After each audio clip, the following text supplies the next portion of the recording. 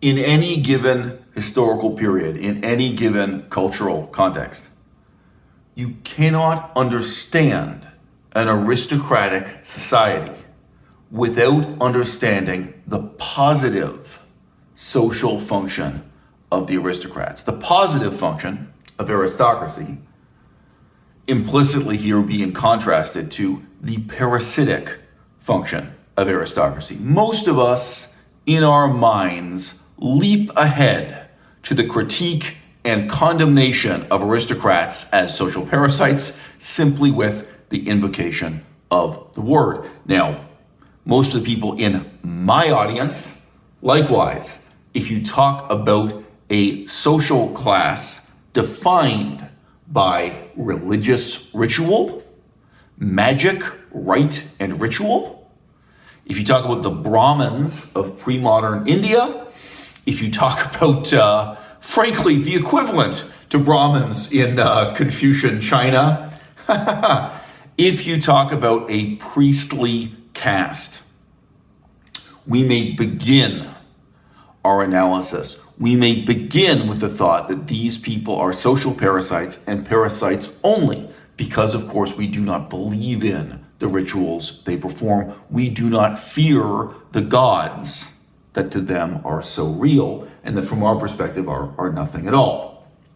But we cannot understand a religious society without understanding the positive social function of those priests, of those ritualists, of those Confucian scholars, or of those Buddhist monks, as the case may be. If you want to understand how pre-modern Tibetan society operated, right, you can analyze the Buddhist monks as social parasites, but not as social parasites only.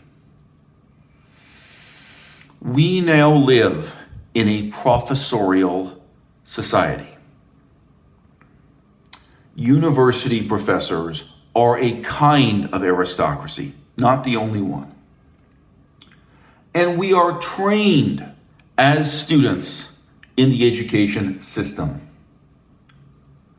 to imitate the airs, the pretensions, the behaviors, the mannerisms of our professors. They perform a kind of ritual and they conduct themselves as a kind of priestly class that in part is parasitic, that in part exists for no purpose other than to perpetuate their own privileged status, their own lives of luxury, to lord their power over us, frankly.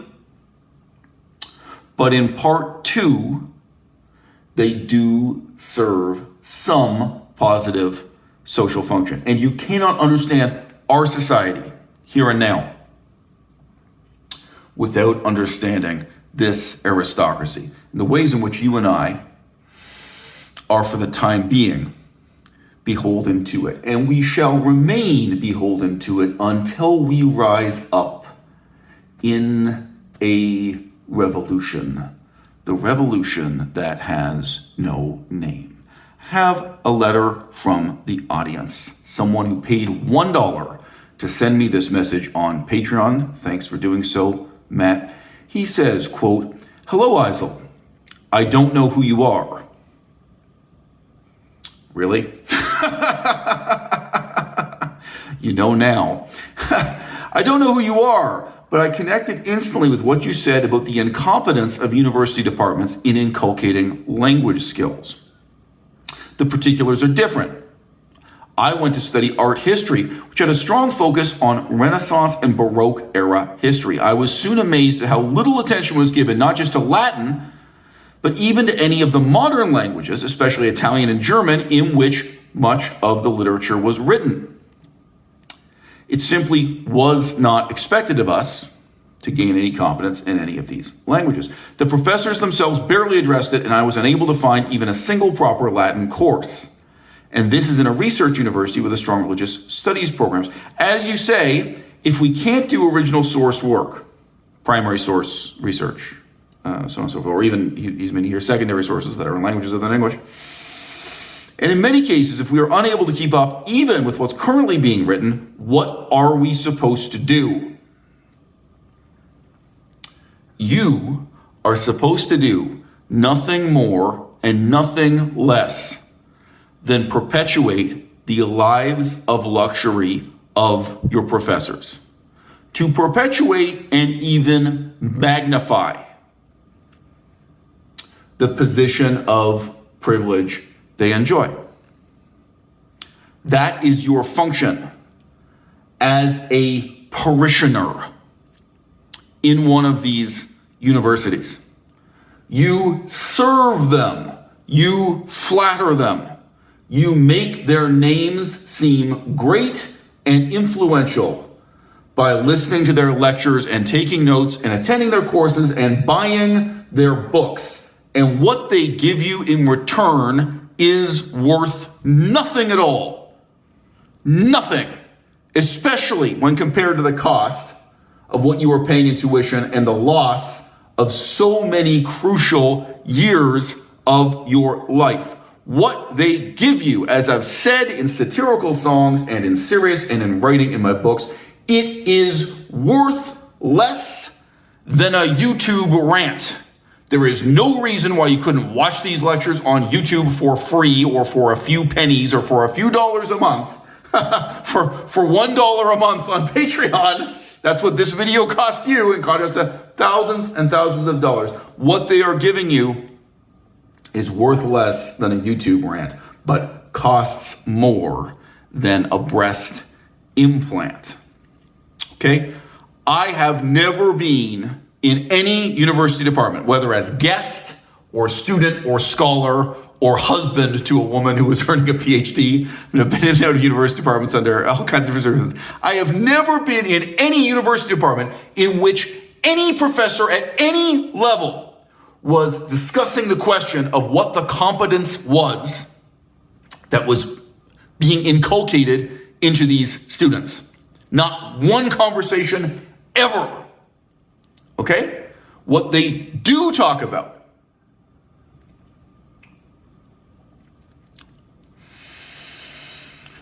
it's tempting to treat them, as with the historical analysis of aristocrats, as a purely parasitic class. But they are not purely, they are not solely, they are not only social parasites.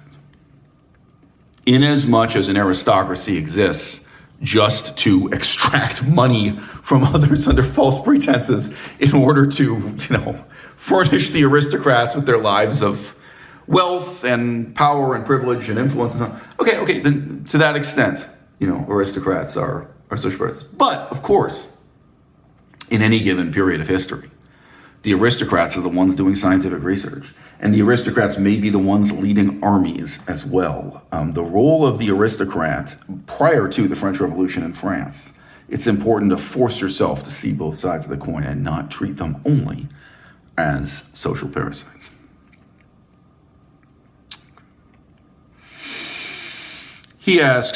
Matt asks, to continue reading his message, what are we supposed to do? Effectively write a few short summaries of other people's research and then get left for dead. It's absolutely no wonder after what I saw how the humanities are in such a state of stagnation. It seems almost designed and motivated to keep people out. Okay, and again, he's asking in the first place about language competence by contrast.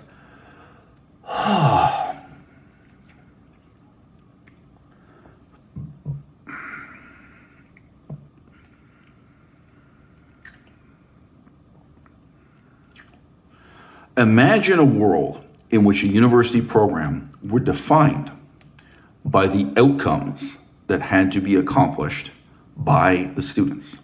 So, for example, you have a program that is preparing you for a career as a scholar of Sanskrit. Now, let's just say for Sanskrit, you need to be able to read Sanskrit well enough to, without any dictionary, without a cell phone, without a computer, be given a passage of the Mahabharata, blind, as they used to say, given a passage in Sanskrit, read it, understand it, give a lecture on it. That's an old-fashioned form of final exam. So you need to have reading comprehension in Sanskrit, and quite likely you would need another language of scholarship, such as German. A huge percentage of the scholarship has been done by Germans, but you could also have a requirement for a modern language of India, like Hindi, for example, any of them. Could be Tamil, could be Marathi, excellent language to combine with the study of Sanskrit. Okay, so what if you start by defining the competence the students must have at the end of the process? And then if they have that competence, they are prepared for a career, one of several careers. Now, the study of Sanskrit isn't the only example. What if we were to talk about anthropology in this way, another field that demands excellence in language? But what if we start with the definition of the excellence, the preparation, the competence the student is supposed to arrive at, and we don't start with a finite number of years and this insidious requirement that you can only take each course once?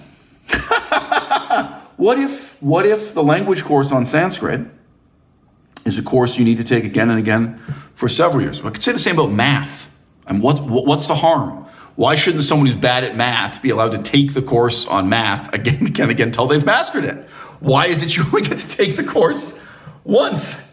And why is it that you have to pay for this edifice, this Disneyland, with its own football program, with its own football stadium? Why is it that you're paying for anything more than time sitting in front of a chalkboard with a scholar who is motivated to help you as you go through the process of mastering that language, mastering the history, mastering the literature in this sense, gaining insight into politics, and developing your own ability as an author? Already with this very broad question, a very, very broadly stated question, clearly we would arrive at a radically different design for what a university is supposed to be. All right? Universities as they exist today, okay, they are created in pursuit of a price tag. They are created to justify the luxury prices being charged in the production of credentials that do not correspond to competence of any kind. I will repeat this anecdote very briefly. I sat down in a cafe with about 6 of the best students from the Asian Studies program here. So these are all people who majored in Chinese, modern Chinese as a language. Why they were the best students, I won't digress to explain, but they were the top students. These were the students who had their photograph on the website for the university for that department saying, sign up and study Chinese now. Be a winner like this guy. My photograph was not there. And I was talking about how the 4 years of instruction in modern Chinese actually left them at a lower level than a first-year beginner. That at the end of 4 years, actually none of them were at a minimum level of competence for a level 1 student or year 1 student. They were very surprised to hear me say this.